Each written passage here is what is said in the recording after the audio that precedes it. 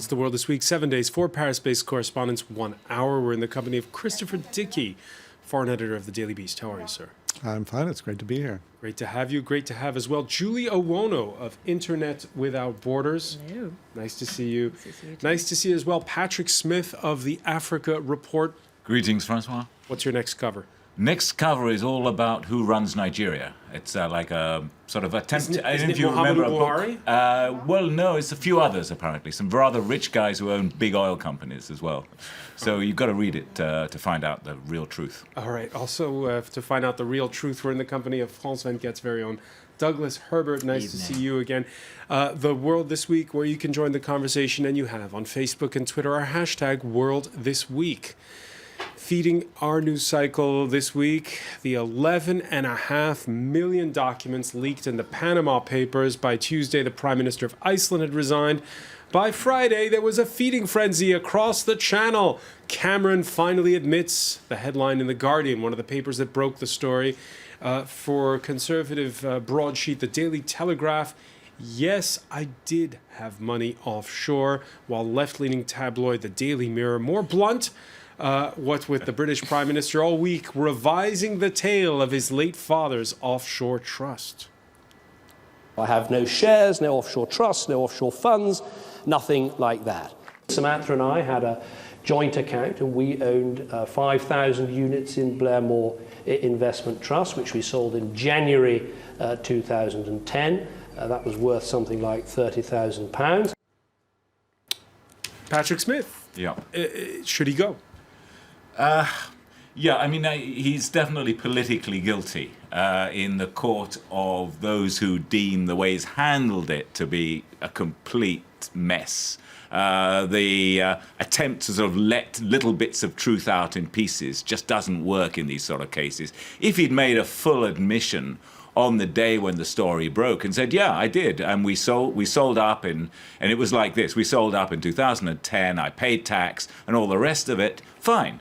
I think he would have got away with it, and people would have said, well, yeah, it's a bit hypocritical. I mean, this guy was running around Europe and the US talking about, fiscal responsibility and the need for, us to get tougher on tax havens. And he had 30,000 quid. And in a tax haven in the first place. The other thing that comes out of it's a little awkward.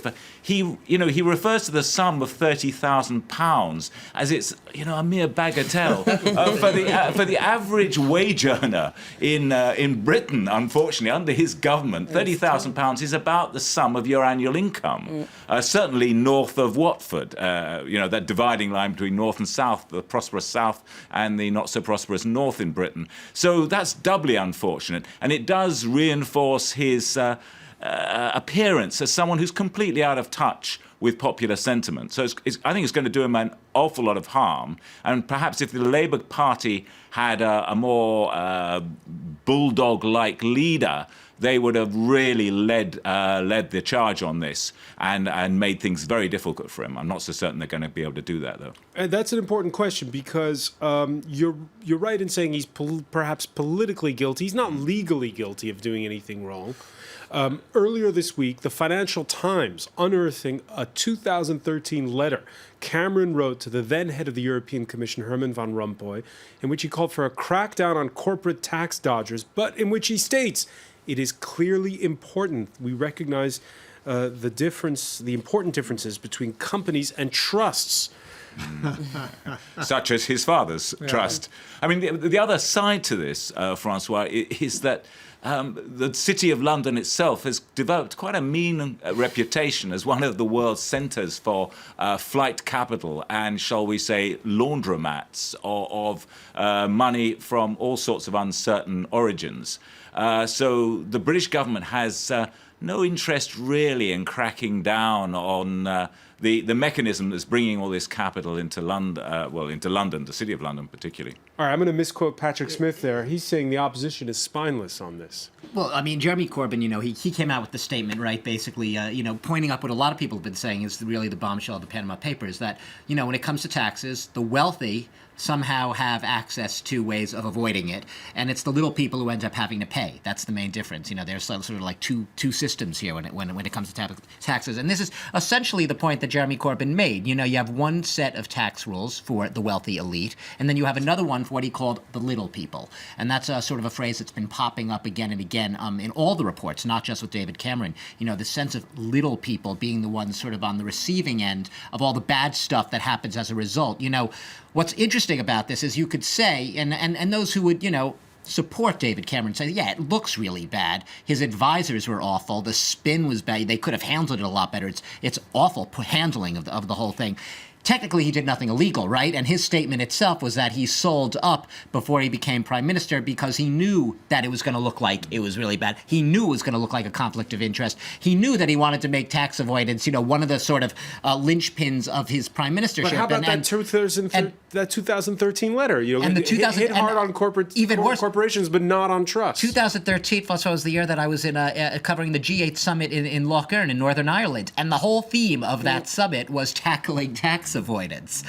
He made a big deal of it, and right after the summit was over, we're like, oh well, they'll forget about it now. The summit's over. He actually then, in early 2014, wrote letters to various people in the British overseas territories, saying them start to set up what's called beneficial trust registries, public registries, so they know who the real owners are of these so-called trusts, these shell companies. And you know, so obviously it shows up the sort of double, the hypocrisy, if you will, or the double agenda at work here. Christopher Dickey? Well, I mean, one of the things that was striking about it was how many of these shell companies are where? In the British Virgin Islands. So you have this government that's talking the talk, but it's not walking the walk, and including the Prime Minister is not walking the walk. He may have divested himself of those funds right before he became Prime Minister, but not too long before he became Prime Minister. And Labour leader Jeremy Corbyn arguing for direct rule over those British overseas dependencies. Well, you know, it'd be a good idea. On the other hand, then the British overseas dependencies will start to cost Britain a lot more than they cost them right now, because that's a source of income for them. I mean, that's part of the game that's played. Yes, David Cameron, our duplicitous prime minister, should go. Capital letters, that's on the hashtag world this week. Julia Wono, of course, if David Cameron were to go, I can't help noticing that that's ahead of a June 23rd referendum on the UK leaving the EU. Absolutely. Well, we have seen the effects of the Panama Papers in Iceland, for instance, where the Prime Minister has quit. So will it have an effect on, you know, the campaign that has been made by the Conservatives on exiting the UK? Well, we'll see. We don't know yet. I mean, WikiLeaks had its effect, and we'll see what the Panama Papers but will would have. Cameron quitting be bad news? And it would further strengthen the yes camp to Brexit. Well, it will probably fragilize a bit the UK. You know, I mean, it's not always for the political security of a country which has just re-elected the the Conservatives and the Prime Minister. It's always, I mean, it's uncomfortable to have a Prime Minister quitting just after it started its office. I mean, its duties as a Prime Minister. But what's also very interesting with the Panama Papers, which I will step a bit aside of the political debate, is that the argument that happened between WikiLeaks, which we all know also revealed certain secret information back in 2010, against the Panama Papers Consortium, International Investigative Journalist Consortium, saying that they have disclosed certain informations, but they have not disclosed the whole informations. For instance, we remember that WikiLeaks had put out the cables, like the raw cables, in a database that anyone could go and search, and we remember that it helped, for instance, the Tunisian revolution at the time, because we found cables by the U.S. Embassy in Tunis saying that, well, the standard of living of the presidential family did not correspond to the national, you know, wealth and standard of living of normal people. And on the other hand, we have the Panama Papers that chose to disclose certain information and on certain personalities. You think it's good or bad that it's filtered by the journalists? It's not a question. It's a choice that each one makes, a choice of openness. Obviously, in the case of ICIG, it opens up the floor and it gives breathing space to conspiracy theories. For instance, the Russian who are arguing that, well, it was targeting, it's internationally targeting President Putin, and it was orchestrated by, I don't know, U.S. Company, not companies, association, nonprofit.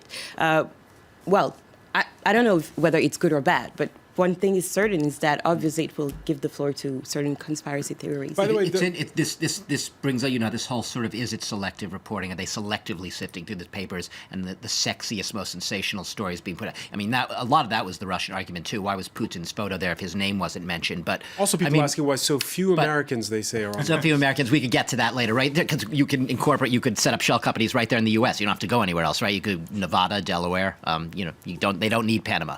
But I mean, beyond that, 11.5 billion documents, and we had 109 media organizations collaborating or working all collectively on the investigation for months and months and months. The ones that weren't in on it presumably now have to play a lot of catch up, getting in the story. So how long does it take? It's sort of like the Harry Potter books that came out. They divide the reading among several reporters so they could read it in an hour and be the first with the plot. How many reporters did they actually have? I'd be curious. How many of those? For about 3 months. They've had them for 3 months. 9 months, and it was. Have you seen anywhere? Have they actually gotten through all 11.5 million documents? Has someone? Is it just a matter of they can't report all at once? Even with WikiLeaks, I mean, things were let out in bits and pieces, and I expect that's what's going to happen here. In fact, if you'll recall, with WikiLeaks, they said they were going to the next big leak from WikiLeaks was supposed to be banking documents. It was supposed to be about business. And that never happened. We never got there, right? So now we have it, but it's not through WikiLeaks. No, but my question being, it's just an interesting question. 11.5 million documents, 2.6 tetrabytes, or whatever, however many zeros that is, of data. Has the committee, have these organizations as a collective, have they actually gone through them? They have all the information and basically sifted through it, and the report's ready to go. It's just a matter of rolling them out, or is there still a matter of sifting through and a lot of investigating? There's also the issue that you've got the names and you've got the numbers of the companies and all the rest of it. You've got to have the political and commercial context to make a story out of it, which is actually where a lot of the hard. I mean, the stuff I do a lot of stuff in Africa, the stuff in Congo. You've got to know those guys, how long they've been there, all the atrocities they're linked to make the story. Le Monde this week putting out a story about Dan Serge has put out some brilliant Mm-hmm. stuff this week. Yeah, the Angolan Congolese Israeli diamond trader, Monsieur Gertler. Yes, and that's what's very interesting here is that it's really about using the data to build a story, which is called data journalism. We did that at Atlas Sans Frontières a few years ago with a lot of African journalists, and which brings me to another story. Linking to the Panama Papers, we saw that many African leaders or relatives were their names were in the listing. But what's quite disappointing is that we all remember that report that came out a year ago by I think the African Union and the United Nations Economic Commission for Africa, which said that illicit financial outflows represented, I think, 100 billion a year for sub-Saharan Africa, which is enormous compared to international aid. And what's interesting is that report pointed out, indeed, relatives of African presidential families, but also companies which are known to be champions in illicit financial outflows in Africa. So I think there is a breathing space here for journalists to dig in to know what are the companies that make money out of the continent but don't pay a dime for it. And sure, but it's also a question not only of looking at the evil that these guys do themselves, but also finding the connections. I mean, who would have thought that a cellist in the pit in St. Petersburg was moving billions of dollars around for He was buying Putin? Musical instruments. Yes, extremely rare ones. hundreds of Stradivari. I think there was a Russian blogger, Sergei Parkhomenko, I think, and journalist, who said it would, it would be enough to buy, he valued the Stradivarius, the rarest ones, at $6 million per piece. Right. So that would be enough for so if you're going to value the guy at channeling $2 billion, 300 Stradivariuses, which would be enough, he One said. for each day of the year. Well, he said that would be enough for 12 Stradivariuses for every school of the St. Petersburg regional school district, all their music schools. All these Stradivariuses. Patrick Smith, we've been talking about Vladimir Putin calling it a plot, but perhaps it's more serious when it comes to China and the brother-in-law of President Xi Jinping. Yeah, particularly at the peak of Xi Jinping's anti-corruption campaign, which people have already been somewhat skeptical about, saying it's more like a way of targeting political opponents. This is terrible news for the Central Committee, but lucky them, they've managed to stamp down on most of the local outlets in China. So the word Panama Papers don't work on your search engine in China anymore. I know. It works in Hong Kong. Absolutely, and I think that the really savvy Chinese journalists have their own ways of getting into the net independently of the national service. I think it's hugely embarrassing, and it does actually raise a question that's occurred to me about. I think a third of these 11.5 million documents concern Chinese capital flight in one form or another. Why don't they set up their own offshore operations? Well, there are offshore operations in Asia. They obviously don't trust them because we used to be told, well, if they don't come to Jersey and Guernsey, those are the sort of the tax havens linked to the British government, they'll go off to Malaysia or Singapore or somewhere like that. But it's interesting that the Chinese themselves would rather come to Guernsey and Jersey and Panama than launder their money in Asia. Perhaps they just fear that somehow the secret would get out faster. Well, it's a question of who do you trust. I mean, one of the things that is so weird is that they trusted the Panamanians. I mean, that really is very strange. They haven't got a great record for trust. Because they don't have a great record for that. But the other thing that struck me is that there are some names that came up right in the initial reports, like the King of Saudi Arabia. Yeah. Well, he owns all the assets of Saudi Arabia. Who's he hiding the money from? Why is he got? And the only thing, I was talking to friends about this, the only thing we could come up with is it's for that time when maybe he's not the king of Saudi Arabia. He'd like to have a few billion stashed away where nobody knows where it is. And another case that was very interesting is the case of president of the FIFA, which was named among in the listing. He was considered Mr. Integrity of FIFA. So I'm wondering whether we shouldn't bring back Issa Hayatou to. Maybe Sepp But Blatter. in his case, he wasn't named directly No, himself. He just said he signed a contract with one of the. Yeah, but that's always the It's game, like isn't it? Cameron. I mean, he said he never profited from it, and legally he's not wrong. But nevertheless, politically, in terms of image for that institution, which has gone through a lot last year, I think it's. Well, Cameron never profited except for that 30,000. Yeah, except for those 30,000 30,000 pounds. I mean, right? we're talking about all these people and their reactions to it, and there are tons of places which have had zero reaction whatsoever. I mean, the King of Morocco is another one, right?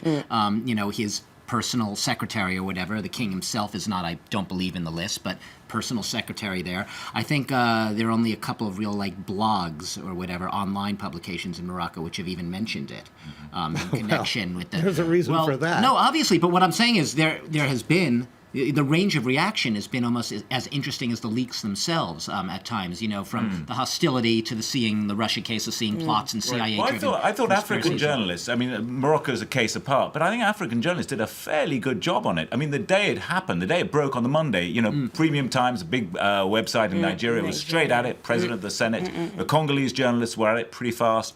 Working with Serge Michel, people like that. We're going to pick up on those points when we come back and also look at the issue of how do you help out those whistleblowers you're watching the world this week.